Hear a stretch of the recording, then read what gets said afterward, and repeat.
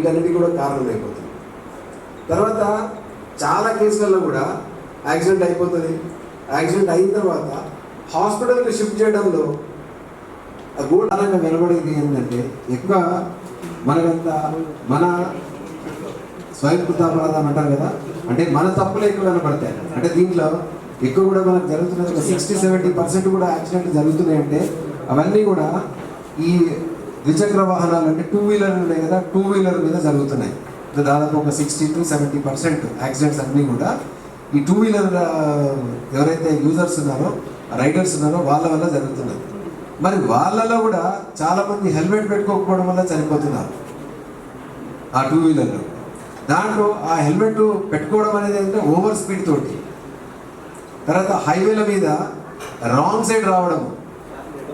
మీరు ఇక్కడ చూస్తే ఏంటంటే ఒక కక్కుర్తి ఉంటుంది జనాలందరికీ కూడా, ఏంటంటే లాంగ్ డిస్టెన్స్లో ఎందుకు పోవాలా, తర్వాత మనం ఇంకా షార్ట్ కట్లో వెళ్ళిపోవచ్చు కదా అని అనుకుంటాం. ఆ షార్ట్ కట్ అనేది దానికి అది ప్రాణాల మీదకి వస్తుంది అన్న విషయాన్ని అప్పుడు ఆలోచన చేయడు. సరే ఏం కాదులే, నాకేం కాదని ఒక ధైర్యము దీంతో వెళ్ళిపోతాడు.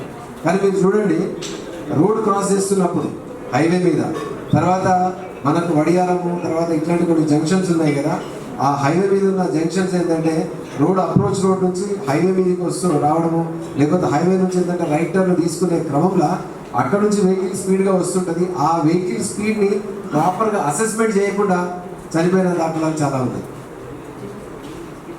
దీంట్లో ఇప్పుడు చాలా కూడా చెప్తారు ఏంటంటే, మనము రోడ్డు మీద పోయేవాళ్ళు అంటే ఎవరు ముందు పోతే ఎవరు వెనక్కి వెళ్ళి రావాలి, తర్వాత ఎవరికి రెస్పెక్ట్ చేయాలి అన్నది కూడా ఉంటుంది. అంటే ఒక సూత్రం కూడా ఉంటుంది. అంటే ఫస్ట్ హైవే మీదకి ఒక ఆయన వస్తుంటాడు, స్పీడ్గా వెహికల్ వస్తుంటాడు, అప్రోచ్ రోడ్ నుంచి పోతుంటాడు. లేకపోతే ఏదైనా కేసు అయిపోయినప్పుడు, యాక్సిడెంట్ అయిపోయినప్పుడు మేము ఎవరి మీద కేసు చేస్తాం తెలుసా అంటే, ఇక్కడ నుంచి ఎవరైతే అప్రోచ్ రోడ్ నుంచి హైవే ఎక్కుతుంటాడు ఒక ఆయన, ఆ హైవే మీద స్పీడ్గా ఒక వెహికల్ వెళ్ళిపోతుంటుంది. ఆయన వెహికల్ తోటి స్పీడ్గా వచ్చేసి నన్ను కొట్టేసిండు సార్ అనడానికి వీలు లేదు. నువ్వు చూసుకోవాలా, అంటే హక్కు ఆయనకు ఉంటుంది. హైవేని వాడుకునే హక్కు హైవే మీద పోయే ప్రయాణికుడు మన ఎవరైతే వాహనదారుడికి ఉంటుంది. నీది ఇంపార్టెన్స్ నీకు తర్వాత వస్తుంది ఇంపార్టెన్స్. ఆయన ఏం లేదు, ఇంతకుముందు రామవీర్ అని చెప్పాడు కదా, కరెక్ట్గా మీరు చేసి ఒక లైఫ్ సేవ్ చేస్తే మీకు 25,000 రూపాయలు కూడా వస్తాయి. మీకు ఇంతకుముందు చెప్పారు కదా, అది కూడా వచ్చింది కొత్తగా. అదంతా భయపడకుండా ఉండడానికే పెట్టాను. అది ఉపయోగించుకోవచ్చు. అసలు అయితే మీరే ఆటోలో తీసుకుపోయి వాళ్ళని కేర్ చేస్తే వాడు ప్రాణం పడుతుంది, ఒక లైఫ్ నిలబడుతుంది, ఒక కుటుంబం నిలబడుతుంది. కాబట్టి ఇది కూడా మీరు చేస్తారని ఆశిస్తున్నాను. మీకు తెలుసు, జగన్ అన్నట్టు చేయాలి ఎంబడే 108, 100, 108 చేయొచ్చు. అంబులెన్స్ కావాలంటే, పోలీస్ చేయాలంటే 100, 112 or 100 అది చేస్తే మా వాళ్ళు కూడా హైవే పెట్రోల్ ఉంటుంది. ప్రతి హైవేకి పెట్రోలింగ్ టీం ఉంటుంది. మీకు తెలుసా లేదో, పోలీస్ టీం ఉంటుంది. హైవే పెట్రోలింగ్ టీం వాళ్ళ వేరే ఉంటాయి, మా వేరే ఉంటాయి. ప్రతి హైవేకి ఒక టీం ఉంటుంది మన ఏరియాలో. వాళ్ళు ఖచ్చితంగా ఎటుకున్నా హైవే మీద ఉంటారు. మీరు ఎక్కడి నుంచి ఫోన్ చేస్తే 10 నిమిషాలు వచ్చేస్తారు. 100 చేస్తే 10 నిమిషాలు వచ్చేస్తారు. 100 కంటే ముందు వస్తారు ఒకసారి, అంతకంటే ముందు కూడా ఒకసారి వస్తారు. కాబట్టి అది కూడా ఉపయోగించుకొని చేయండి. ముఖ్యంగా ఇంకోటి బయలుదేరి వస్తుంటారు మీ దగ్గరికి. లేడీస్ వస్తారా, లేడీస్ వస్తుంటారు, డే నైట్లో వస్తుంటారు. వచ్చినప్పుడు వాళ్ళకు కూడా ఎటువంటి ఇబ్బంది కాకుండా చూడాలి. ఎవరైనా ఆకతాయిలు కానీ ఎవరైనా యూటీజింగ్ కానీ ఇట్లాంటి చేస్తున్నారు, మాకు ఇమీడియట్గా ఫోన్ చేయాలి. ఫోన్ చేస్తే మన వాళ్ళు వస్తారు. అది కూడా ఇంపార్టెంట్.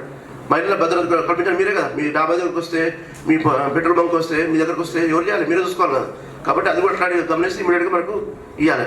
దాంతోపాటు నైట్ టైంలో దొంగలు కూడా ఒకసారి వస్తుంటారు సస్పిషియస్గా అనిపిస్తుంది. అది కూడా అనిపిస్తే కూడా మీరు ఫోన్ చేయండి, వచ్చి వెరిఫై చేస్తాం.